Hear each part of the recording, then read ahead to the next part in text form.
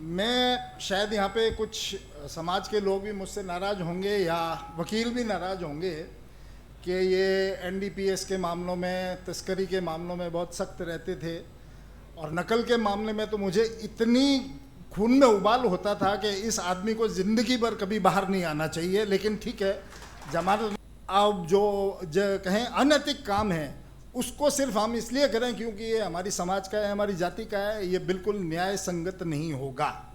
सदैव जलती है, वहीं से देश के लोकतंत्र की शक्ति पलती है। ऐसे हमारे माननीय सुप्रीम कोर्ट न्यायाधीश महोदय से निवेदन रहेगा, आप पधारें और मुख्य आतिथ्य से हम सबको लाभान्वित करें। माननीय विजय बिश्नोई साहब। गुरु जम्बेश्वर भगवान की जय। संत शिरोमणि श्री शिवदास जी महाराज, युवा संत सच्चिदानंद जी, सुखराम जी साहेब, जसवंत सिंह जी साहेब, LR बिश्नोई साहेब, मंत्री जी के बिश्नोई साहेब और युवा विधायक और पूर्व विधायक अभिमन्यु, महेंद्र जी, कृष्णाराम जी और मंच पर विराजमान साहित्य अकादमी के अध्यक्षा श्रीमती मेरी बहन इंदिरा जी।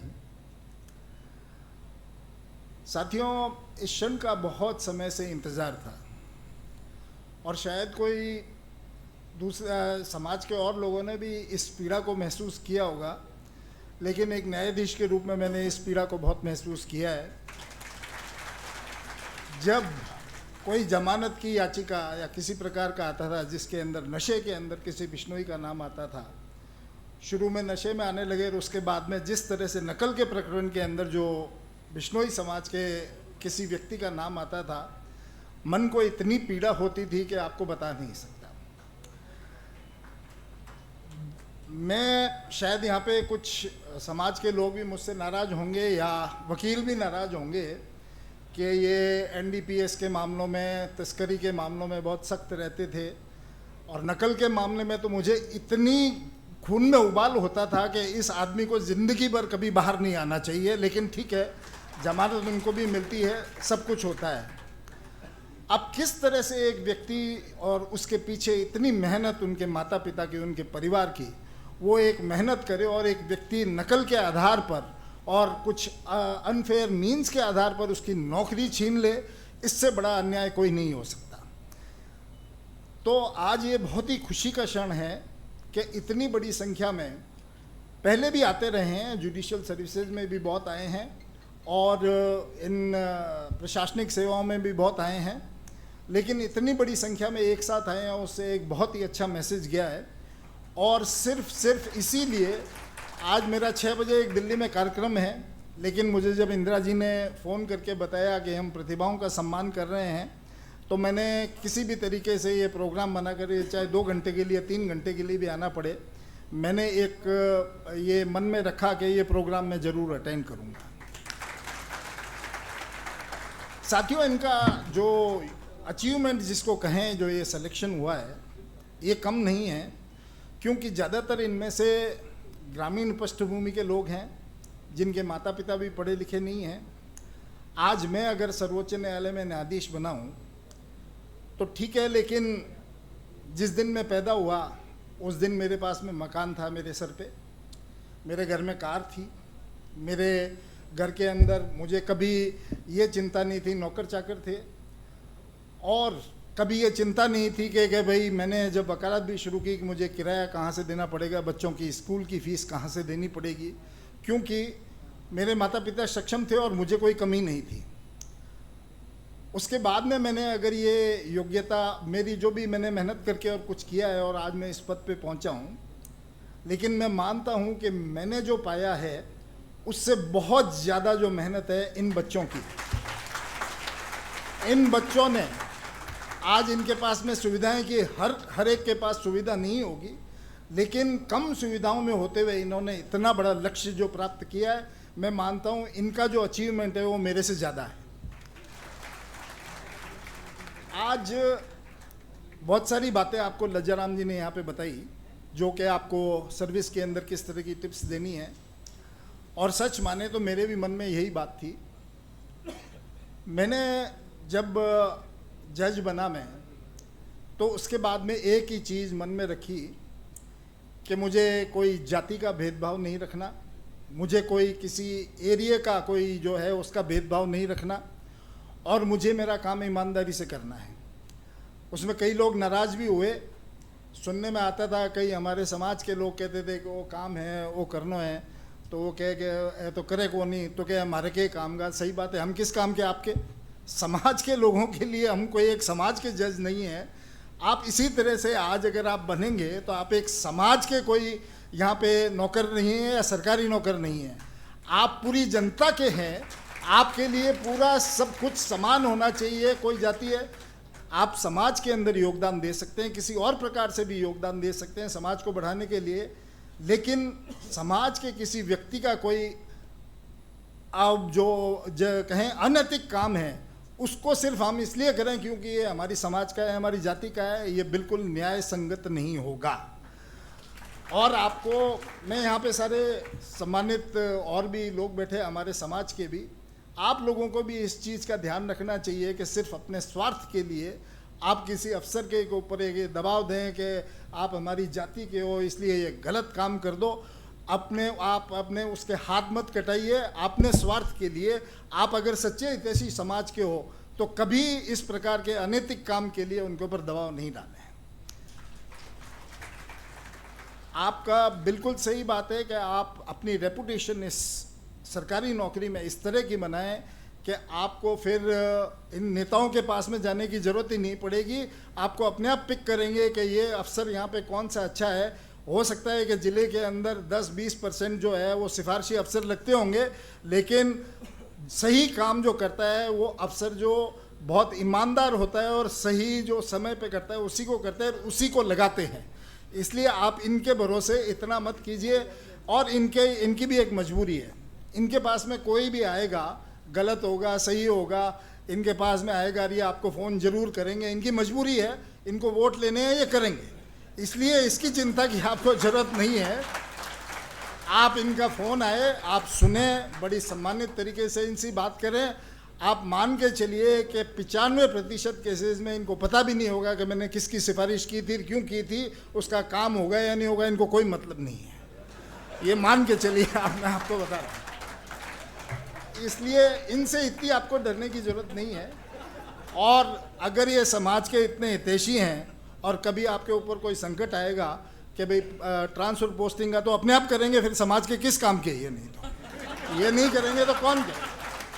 इसलिए आप इनकी इतनी चिंता मत करें कि अगर इनकी बात नहीं मानी तो ये नहीं करेंगे तो जनता अपने आप इनको जवाब दे देगी। आप इसकी चिंता मत करें। तो मैं यही आपको बता रहा हूँ कि इतना बड़ा जो एक संदेश हमारे समाज की तरफ से गया है। देखो साथियों, कि एक बहुत बड़ी बात है क्या है कि जिसके अंदर हमारे समाज में, चाहे अपराधी हो, जिसने अपराध से पैसा कमाया हो या गलत तरीके से पैसा कमाया हो, हमारे समाज की एक बड़ी गलती है कि हमने उनको रिकॉग्निशन दिया है, हमने उनको एक मान्यता दी है। आज समाज में किस व्यक्ति ने किस प्रकार से पैसा कमाया है उसको हमने नहीं देखा कि ये पैसे वाला है। उसको हमने कहा आप आओ आगे बैठो, ये हमारे समाज के बहुत बड़े, इन्होंने बड़े पैसे वाले हैं, ये यहाँ पे इतना इन्होंने चंदा है। वो जेब में 5-10-50 हज़ार रुपये रखते हैं, कहीं जा कर के 50,000 10,000 रख दिए, और उसके बाद में कि साहब ये बहुत बड़ा आदमी है, ये इतना पैसे वाला है। कैसे पैसे कमाए हैं, क्या किया है, इसकी तरफ हमने ध्यान नहीं दिया। ये समाज की बहुत बड़ी गलती है कि हमने इस तरह के लोगों की मान्यताएं दी। आज समय आ चुका है कि हमको इस तरह के लोगों की मान्यता नहीं देनी है। आप पैसे किसी भी प्रकार से कमाए होंगे, पैसा सब कुछ नहीं होता। मैं वकालत करता था, जब मैं आज जो मेरी तनख्वाह है उससे मैं 5-6-10 गुना ज़्यादा कमाता था, लेकिन मैंने अगर जजी का ये किया है तो मैंने ये नहीं देखा कि मुझे पैसे का नुकसान होगा। पैसे का नुकसान हो, और किस बात का पैसे का नुकसान? एक अच्छी आम तनख्वाह के अंदर आम जीवन में आराम से बहुत अच्छा गुजार सकता हूँ और गुजार रहा हूँ। मुझे इसकी ज़रूरत नहीं है कि मुझे इतने ज़्यादा पैसे की ज़रूरत है। इसलिए आप इस बात का ध्यान दें, आप ईमानदारी से और एक मतलब बिना भेदभाव के अगर आप काम करेंगे, आपको एक रेपुटेशन बनानी है कि अफसर हो तो फलाने बिश्नोई जैसा हो, और लोग आपके पीछे ये बात करें कहीं जरूरत हो कि एक बहुत अच्छा अफसर चाहिए तो सीधा नाम आए कि अच्छा फलाने बिश्नोई को आप लगा लीजिए, वो बहुत सीधा और बहुत ही ईमानदार और बहुत ही न्याय संगत व्यक्ति है। यही मैं आज आपको दे रहा हूँ। एक सुनहरी हवा का एक झोंका है हमारे समाज के अंदर।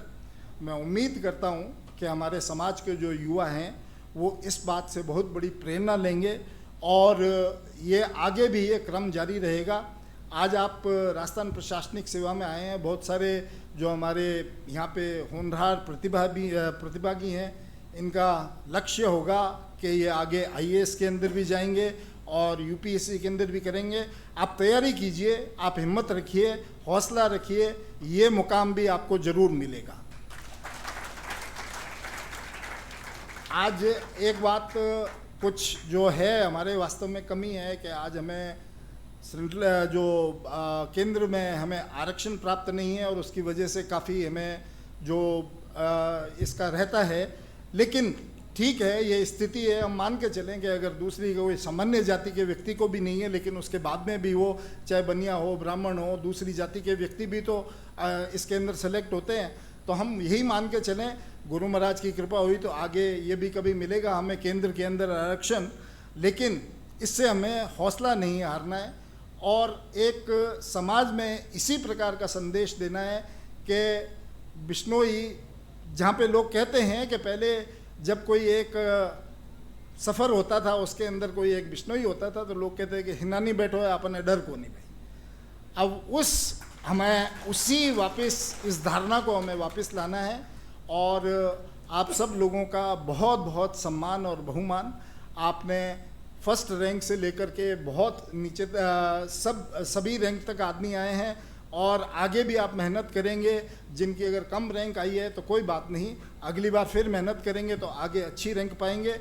मैं इन्हीं सब बातों के साथ में आप सब लोगों का बहुत बहुत धन्यवाद देता हूं और समाज को कहता हूं कि इन लोगों को पलक पावड़ों पर बिछा कर रखें।